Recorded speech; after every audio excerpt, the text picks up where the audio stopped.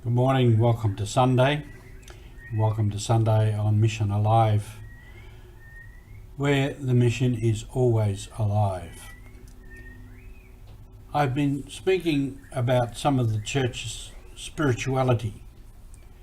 The church is defined as church mystery of communion, so the theology is of communion, unity, and from that we derive a spirituality, which is our way of living out what we believe. So how do we live out communion? How do we live out this unity with God, with each other, and with the world around us?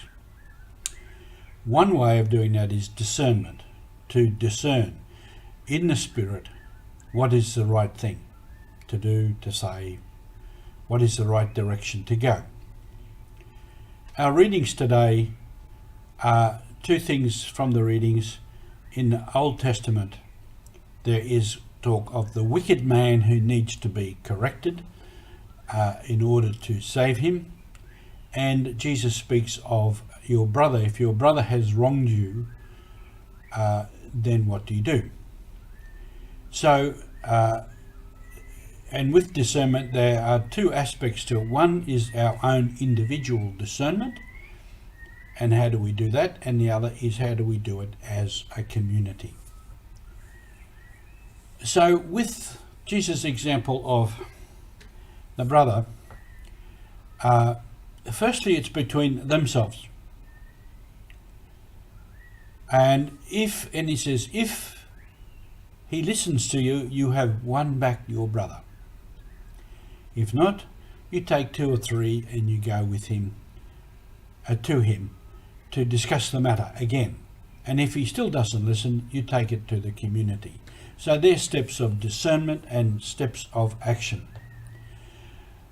that we can take. So what has to be done? That's the question of the discernment. The first question, what has to be done? What has to be said? Now what do we do about it? Then how do we do it? So Jesus gives us that example. So we talk to the offender, and we do also that in an attitude of love, and then we discern together. Firstly, what is right, what is wrong, then what to do, what is the way forward. Remember in Papua New Guinea, when there was some dispute, some problem or a fight, and somebody would get upset, angry, and he would take off. He might go over the mountain to the next village and live with his relatives. So the problem was he's still angry. It's what they say in Pidgin, and bell hot.